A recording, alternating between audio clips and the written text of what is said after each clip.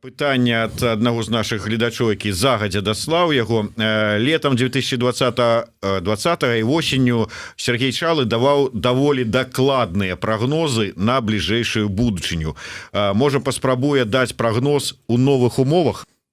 Из того, что я говорил в стриме, да, что остается валидным до сих пор, это осознание вот этих вот старичков, ну, глядя на судьбу, отряд не заметил потери бойца, Яблочку песню допел до конца, да, то есть Назарбаев пропал, и его даже уже по имени не называют, и в Казахстане, и где-то еще.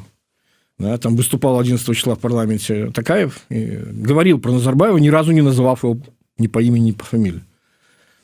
Как с Навальным. Вот. Но то, что теперь для них вот как бы и стало ясно, что сидеть нужно до последнего, до смерти, никакие варианты транзита, вот это действительно новая ситуация.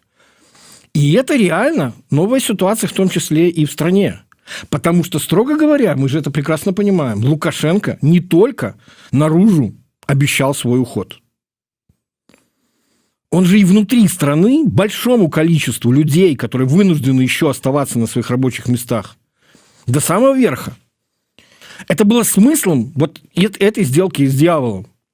Ну, потерпите еще там меня немного, говорил он им. Этот срок точно последний, рассказывал нам круглостольный демократ, объясняя эту Конституцию. Мы видим, что нет, нифига. Она про другое, про то, что я хочу быть вечным. Понимаешь? И в этом проблема.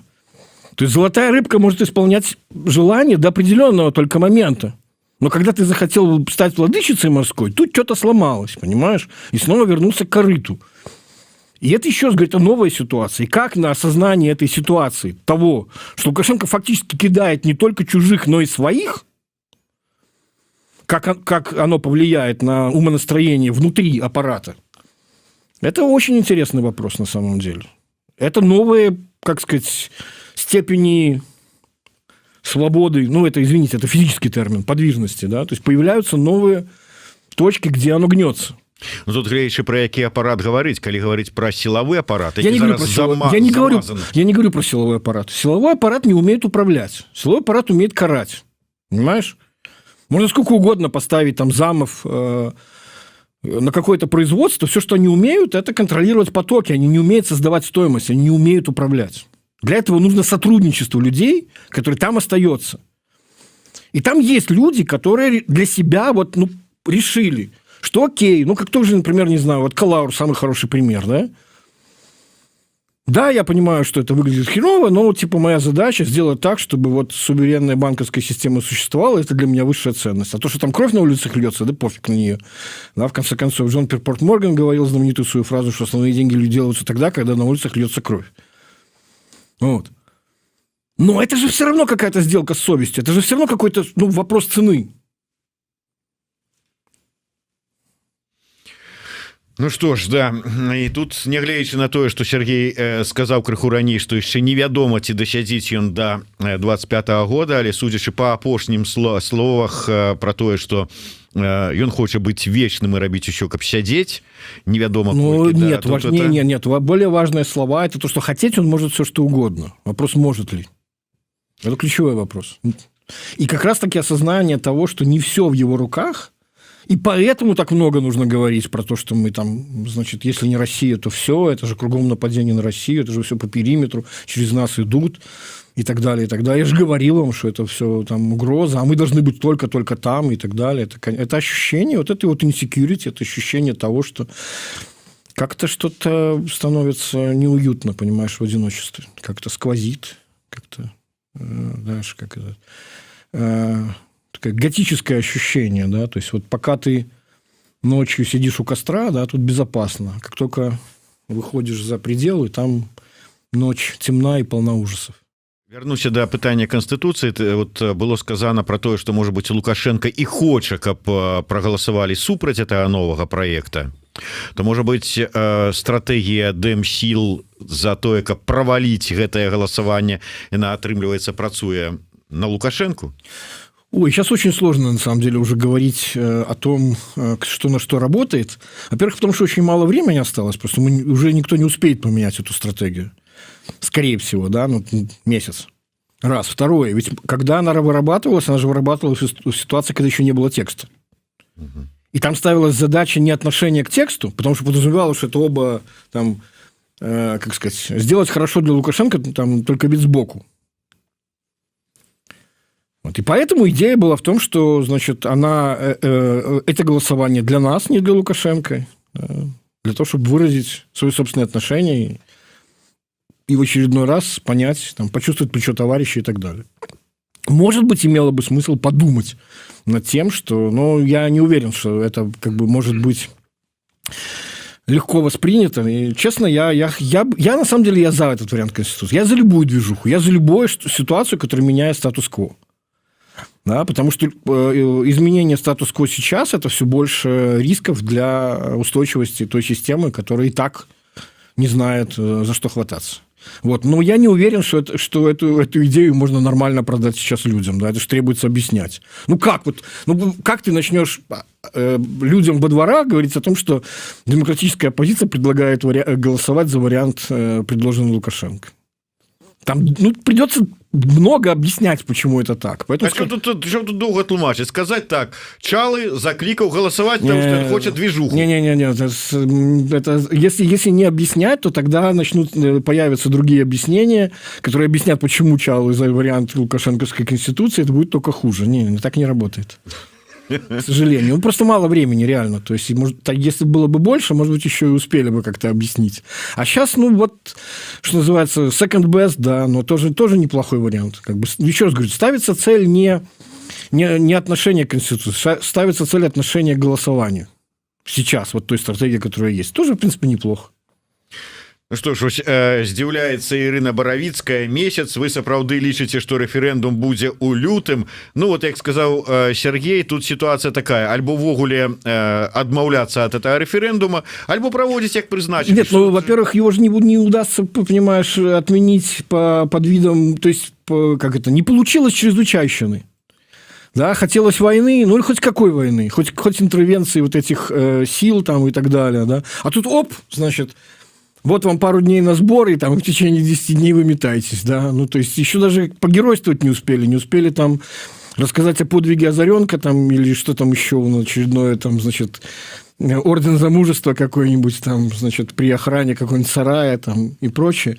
Вот, то есть нет чрезвычайщины, которая позволила бы нормально списать какого-то конфликта, да, которая бы позволила списать этот референдум, сказать, не время сейчас проводить, значит, значит, придется проводить.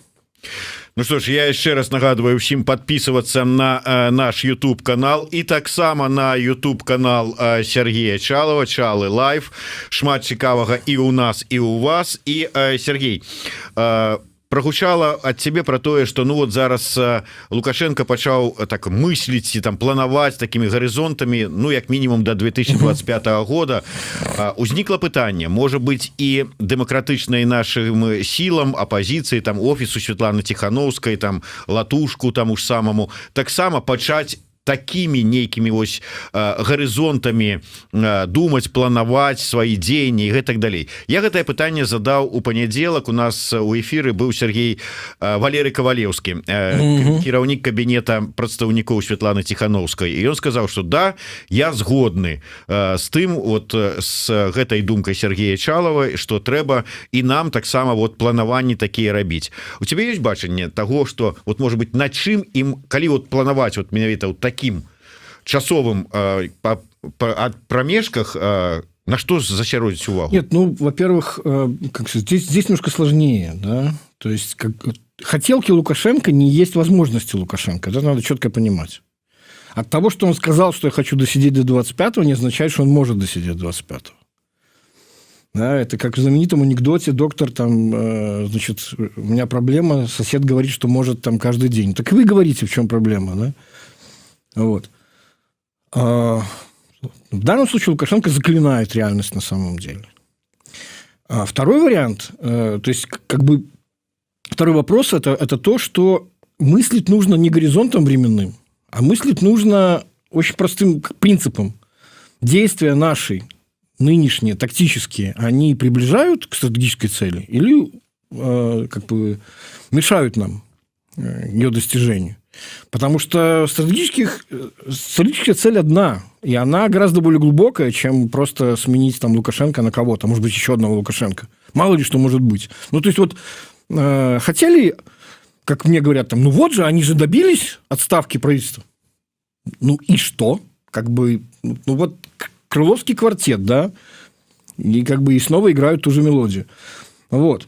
Не в этом цель. Цель, на самом деле, демократизация. Цель создания нормальной системы, в которой право бы работало, сменяемость власти бы работала, и работали бы законы, которые были бы для всех одинаковы, а не только для тех, где друзьям все, а закону врагам. Вот. И, ну, то есть, тут нет такого дедлайна, по которому там имело бы смысл про это думать. А все остальное – это тактические вещи. И каждый тактический шаг нужно выверять по поводу этого. То есть, если это имеется в виду, то есть, не надо забывать вот эту вот окончательную длинную цель. Потому что в последнее время, и я об этом говорил на стриме, у меня есть ощущение, что прицел сбивается, да, из-за тумана там, или еще что-то, видим короче. И поэтому появляются такие идеи, там, главная цель там, освобождение политзаключенных, там, главная цель там, значит, еще какая-то. Нет, главная цель – демократизация страны, превращение ее в нормальную. Она подразумевает много-много-много там шагов, но каждый из них должен, еще раз говорю, рассматриваться с точки зрения того, ведет ли он туда или затрудняет нам путь в эту сторону. Ну, тым не менш, кожны свой эфир, і я цалкам з гэтым згодны, гаворыш свабоду. Абсолютно, Ольга Лойко по всем политзаключенным. Да, и особо журналистам, конечно. Ну, на самом деле, это же чудовищная ситуация, когда... Вот про гэта той же самый Иван Краўцовы гаварыў, что вот сёння дамагчыся вот гэтага вызвалення палітвязняў. Окей. Ну, то есть, Лукашенко с легкостью вызволит 100, посадит 200, вызволит 1000, посадит 2000. Но система не меняется. Да, то есть, ну, как бы... Может он дать какие-то гарантии, что, значит, освобождение это не способ для него, там, значит, как сказать всем, ну, вы видите, там, значит, я же говорил, там, ценой, ну, грубо говоря, цена какая этого будет, да, и с той, и с другой стороны. Вот понятно, что его интересует, как он же на самом деле все говорит, да, то есть, когда тот же Иван говорит о том, что мы не знаем, чего хочет Лукашенко, да знаем мы, чего он хочет. У него же всегда работает этот психологический механизм перенесения. Вот он, выступая на совещании своем, да, советовал, что казахам сделать. Встать на колени и попросить прощения у силовиков. Ну, вот как бы он себе представляет народное примирение. И никак по-другому. Ну, очевидно, что это неприемлемый там, вопрос. Да? Понятно, что страдания этих людей – это чудовищная ситуация.